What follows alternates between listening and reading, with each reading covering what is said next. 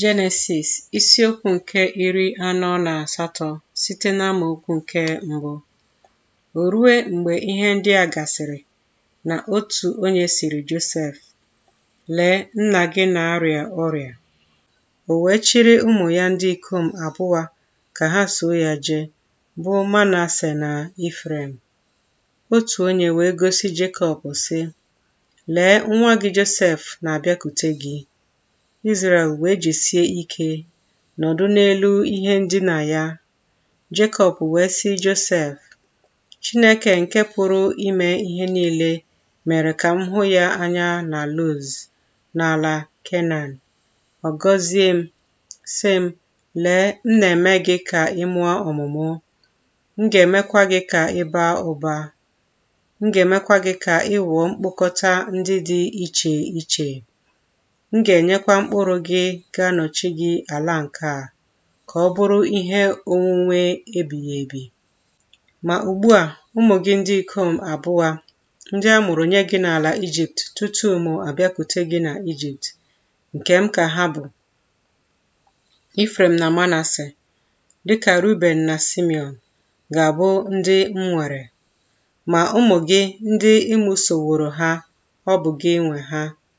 N'aha ụmụnne ha ka a ga-akpọ ha n'ihe nketa ha. Ma mụ onwe m, mgbe m siri na Padan bịa, Rechel nwụrụ n'akụkụ m n'ala Kenan n'ụzọ. Mgbe ụzọ fọdụrụ ịbịaru Efrat, m wee lie ya n'ebe ahụ n'ụzọ Efrat, nke ahụ bụ Betlehem. Izrel wee hụ ụmụ ndị ikom Josef. Ọ sị, ole ndị bụ ndị a?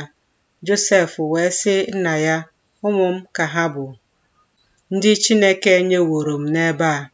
Ọ sị, biko chetara m ha, m ga-agọzi ha. Ma anya Izrel dị arọ site n'agadi ọ bụ, ọ pụghị ịhụ ụzọ. O mee ka ha bịakwute ya nso. O wee sutu ha ọnụ, gbakụọ ha. Izrel wee sị Josef, echeghị m ịhụ iru gị, ma lee, Chineke emewo ka m hụkwa mkpụrụ gị. Josef wee mee ka ha pụta n'etiti ikpere ya abụọ. Ọ kpọọ isi ala, kpuchie iru ya n'ala. Josef wee chịrị ha abụọ, Ifrem n'aka nri ya n'ebe aka ekpe Izrel dị, na Manase n'aka ekpe ya n'ebe aka nri Izrel dị. O wee mee ka ha bịakwute ya nso. Izrel wee setịa aka nri ya tụkwasị ya n'isi Efrem, onye bụ nke nta, na aka ekpe ya n'isi Manase, na-atụgba aka ya abụọ, n'ihi na Manase bụ ọkpara. O wee gọzie Josef sị, Chineke ahụ nke nna m ha, bụ Abraham na Aịzik na-ejegharị n'iru ya, Chineke ahụ nke na-azụ m ogologo oge m rue taa, mmụọ ozi ahụ nke na-agbapụta m n'aka ihe ọjọọ niile, ya gọzie ụmụ okoro ndị a, ka akpọkwa n'isi ha aha nke m na aha nna m ha, bụ Abraham na Aịzik, ka ha bakwa ụba rue ọtụtụ mmadụ n'etiti ụwa. Josef wee hụ na nna ya na-atụkwasị aka nri ya n'isi Ifrem.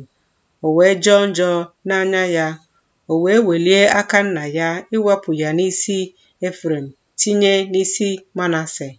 Josef wee sị nna ya, ọ bụghị otu a nna m, n'ihi na nke a bụ ọkpara, tụkwasị aka nri gị n'isi ya. Nna ya wee jụ sị, amawo m nwa m, amawo m. Ya onwe ya ga-aghọkwa otu ndị, ya onwe ya ga-adịkwa ukwuu. Ma otu ọ dị, nwanne ya nke nta ga-adị ukwuu karịa ya. Mkpụrụ ya ga-aghọkwa uju nke mba niile.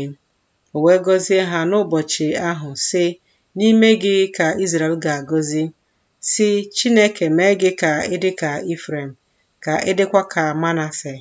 O wee doo Ifrem n'iru Manase. Izrel wee sị Josef, lee, mụ onwe m gaje ịnwụ, ma Chineke ga-anọnyere unu, mekwa ka unu lata n'ala nna unu ha. Mụ onwe m enyewokwa gị otu akụkụ ugwu karịa ụmụnne gị, nke m ji mma agha m, jikwa ụta m nara n'aka ndị Amọrait.